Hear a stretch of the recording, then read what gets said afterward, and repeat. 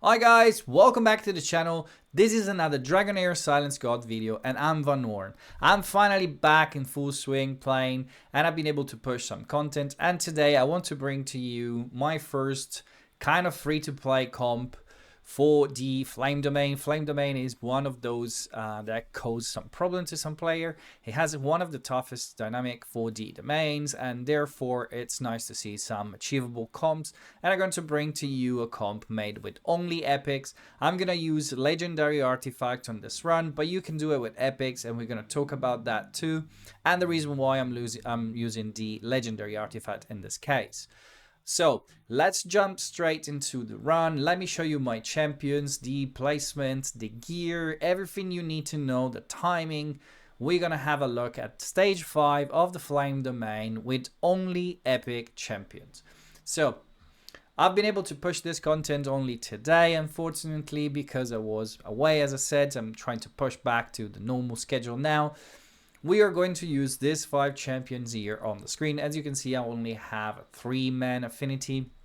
We're gonna run Nathaniel with the Helminster artifact. You don't need to use this one. You can use the tiara on him. It's gonna do pretty much the same job. He's there to tank some of the damage on the waves and use the ultimate shield and increase defense on the boss when he's gonna hit basically with the last 2 skills.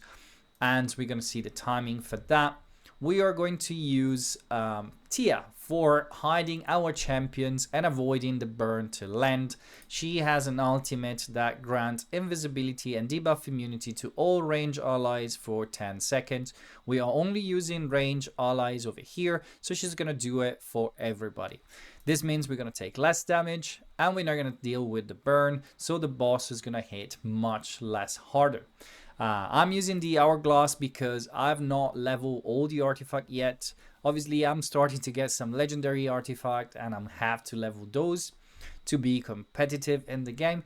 But here you can use the incense burner. It's going to do exactly the same job, especially at this level. In terms of accuracy, you're not going to be so tight, and in terms of the skill haste, you're not going to need as much.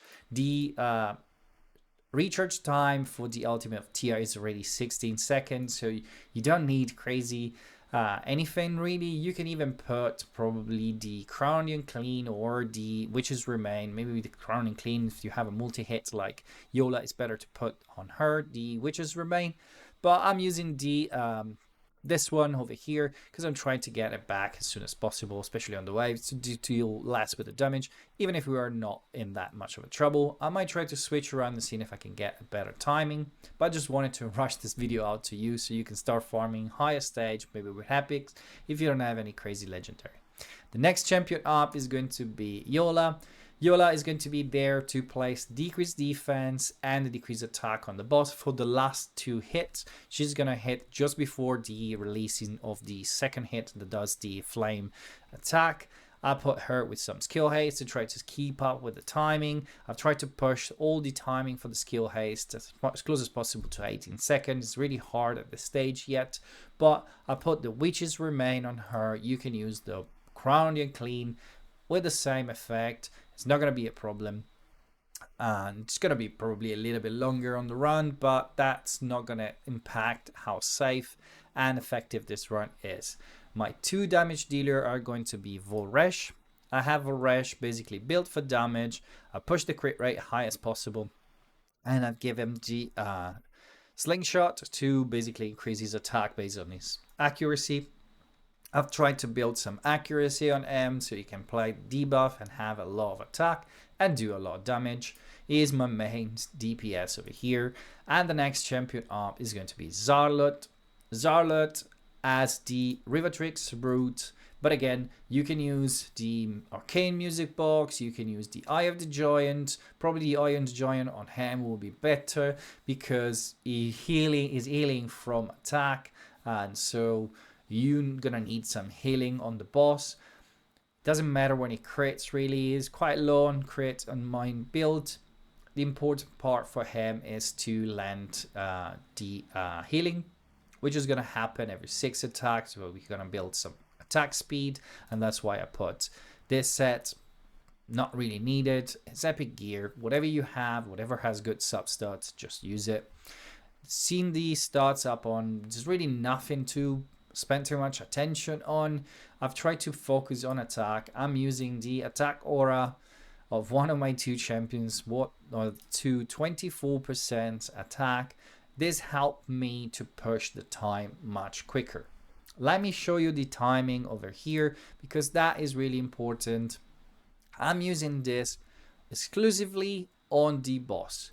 I'm turning it off when you can see in the fight, but nevertheless, let's talk about the timing for the boss specifically. Tia is going to do her ultimate at second 5 and then every 20 seconds. This is because Zarlot plays a recharge speed penalty on the battle skills that kind of stretch out the timing for the boss. So I'm putting everybody at 20 seconds. If you can build Zarlot with 0 accuracy, you could probably run on 18 seconds, but it will be a bit more difficult to keep everybody up. In this way, I can keep up my timing pretty precisely. Obviously, it's difficult because the recharge speed penalty cannot lend some time, and that will make it more difficult. But nevertheless, I'm leaving my 2 DPS free to hit whatever they want. I am not too fussed about that. And then I'm using Yola at second 12 to basically place the decrease attack and the decrease defense before the second hit, and gonna last for the ultimate of the boss. Those are the 2 main hits that's gonna do damage on us, and I'm using Nathaniel second 14 to try as well to beef our team up before those 2 hits. We're gonna have the shield, the increased defense, and he's keep going with his buff removal just in case Tia goes off and some of the burn lands. I'm gonna put in the background the fight so you can see what I've been doing with the skills. On the first wave, I turn off the timing entirely and I leave my champions completely free to go. This is the best solution to try to push a good fast time. You're going to clear the first wave pretty quickly, and then you're going to step on the second phase where you're going to start to need to pay a little bit of attention. This is probably due to the fact that this early on, you know, champions are not that strong. We have some difficulty to take on the hit from the boss. My champion is only level 90. The boss really hits quite hard, and therefore you need to save the ultimates to fall out on time when we get to the boss. And therefore I'm turning off Iola, Tia and Nathaniel's skills on the second wave, on the second part of the second wave, in order to have them up for the timing for the boss.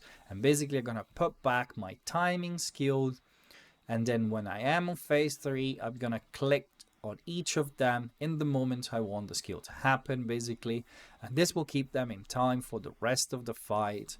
You're gonna see that the hits from the boss are doing some damage, but never close to kill us in any part of the fight. We're gonna get through it quite smoothly with a decent time. We are around 2 minutes 30 at the moment with the gear I have. Nothing is optimized, and as far as I know, if I jump over here for the Eco of Clysidra Glory ranking right here, you're gonna see that if we go to the dungeon, Flame Domain, lower affinity, which means only comps that doesn't have legendary, we are at the moment second for timing with 2 minutes 33, while the best time is 2 minutes 14. I still have some work to do. Probably I need to work more on my gear and get some of those consumable that gives a lot of attack. I haven't really worked on my recipe yet and tried to farm those material. But when we're gonna get those high rated, maybe legendary food that gives attack, this is gonna be much quicker. I'm gonna keep those consumable for later on when the champions are gonna be up and the real timing are gonna sink in for this fight. I'm gonna try to push for this kind of content again like I did in season 2. So expect more video like this coming out on the other domains and all the rest of the content. I hope you guys enjoy a video like this. I'm having a lot of fun trying to find compositions that are accessible to everybody. And if you enjoy this kind of content, please like and subscribe. It will help the channel and it's gonna help you to not miss any of this content coming out soon.